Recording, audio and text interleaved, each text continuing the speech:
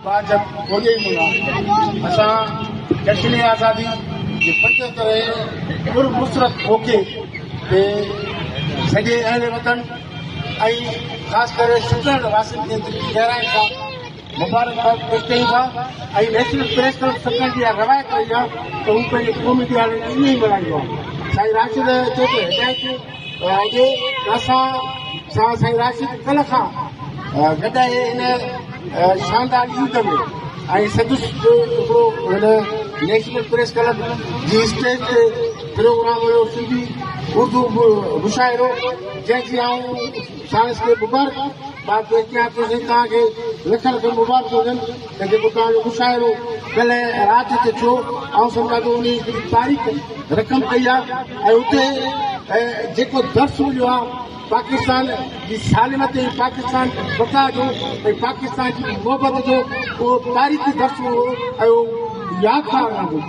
अहिड़ी तरह अॼु जेको 14 अगस्त जो प्रोग्राम हुयो असांजो उहो मुख़्तसरन 2 बजे ताईं जो प्रोग्राम आहे ऐं 2 बजे खां पोइ वरी हिनजो वाइंड अप थींदो। वरी जेकॾहिं ज़िंदगी हूंदी त हिन खां वधीक शानदार नमूने तव्हांखे वरी 14 अगस्त जे मौक़े ते ही महफ़िल सजाए ॾींदासीं।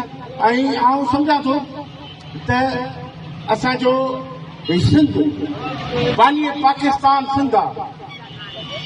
बानी पाकिस्तान इन करे चवां थो त पहिरीं करारदाद जेका हुई बानी पाकिस्तान असांजी सिंध असेंबली मां पास थियण जे लाइ ॾिनी वई त पाकिस्तान जो बुनियाद थो वञे।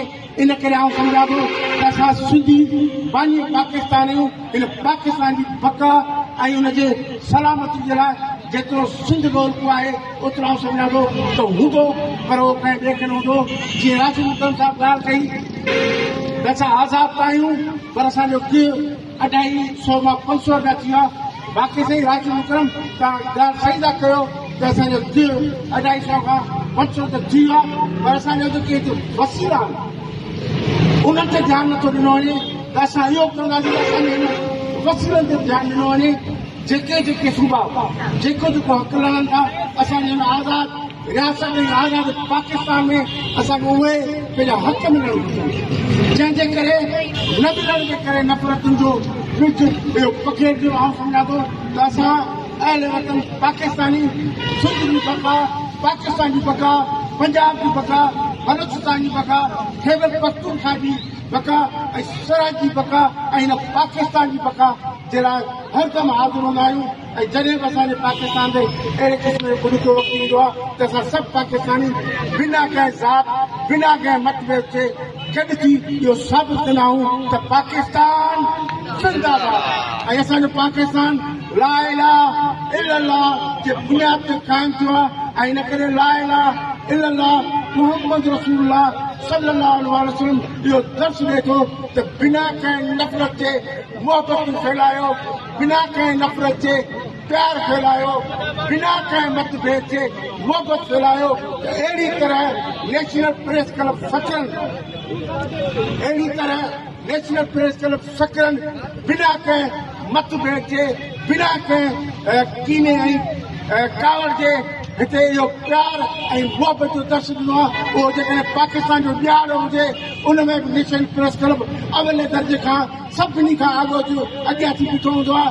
ऐं जेकॾहिं को सकाफ़ती असांजे सिंध जो ॾियारो हुजे उन में तव्हांखे नेशनल प्रेस क्लब सभ खां ऐं अॻु नज़र ईंदो हूंदो। इन करे असां चऊं था त मोहबे वतन पाकिस्तानी आहियूं ऐं हिन पाकिस्तान सां प्यार कयूं था ऐं असांखे हुन पाकिस्तान सां प्यार सां गॾोगॾु पंहिंजी सकाफ़त सां मोहबत ऐं इश्क़ आहे। उन इश्क़ जो इज़हार असां उन डिसंबर जे सियारे वारे ॾींहंनि में कंदा आहियूं जेको सिंधी ॾियारो सॼो ईंदो आहे सिंध जी सकाफ़त जो ॾियारो सॼो ईंदो आहे। ऐं सम्झां थो असांजो सिंध जी सकाफ़त जो ॾियार सां गॾोगॾु हीउ जेको पाकिस्तान 14 अगस्त जो ॾियारो आहे उहो असांजो कंहिं ईद जे ॾियारे खां घटि कोन्हे को। इन करे नेशनल प्रेस क्लब सकरन पंहिंजी रवायत खे बरक़रार रखनि। गुज़िरियल राति खां मां सम्झां थो अलाह तबारक ताला बि असांजो राज़ी थियो। सुबुह खां विधे शाम ताईं बरसाति हुई। किन दोस्तनि मूंखे इहो चयो त तव्हां नेशनल प्रेस क्लब वारा दोस्तनि प्रोग्राम खे पोस्टपोन कंदो ऐं तव्हां प्रोग्राम करे कोन सघंदो पर मूं हुननि खे चयो त मूंखे पंहिंजे अलाह तबारक ताला ते पक ई पूरो ईमान यकीन आहे त छो त असांजो हिन प्रोग्राम में बदनीयती वारो सिस्टम न आहे, लेकिनियत वारो सिस्टम आहे ऐं असांजो मुहबत ऐं इश्क वारो सिस्टम आहे।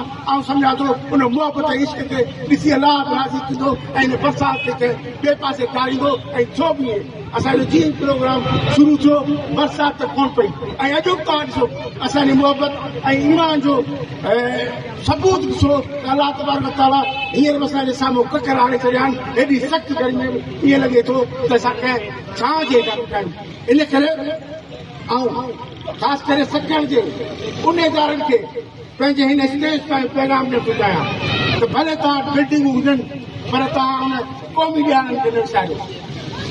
उन क़ौमी ॾियारनि खे भला जेकॾहिं इहे नेशनल प्रेस क्लब जा नथा मल्हाए सघो त तव्हां कहीं पंहिंजे ऑफिस में सेलिब्रेशन कयो ऐं पाकिस्तान जी बका ऐं सालमत जी दुआ कयो।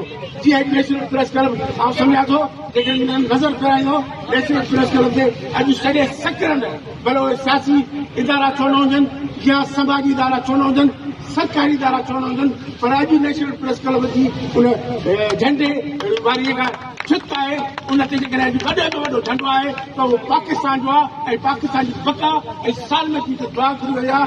ऐं असां दुआ घुरूं था त पाकिस्तान सदा सलामत हूंदो, पाकिस्तान सदा सलामत सां गॾु पाईंदा बाद हूंदो। इन करे आउं सभिनी दोस्तनि खे गॾियल थो चवंदुसि त पाकिस्तान पाकिस्तान पाकिस्तान पाकिस्तान का मतलब क्या, पाकिस्तान का मतलब क्या।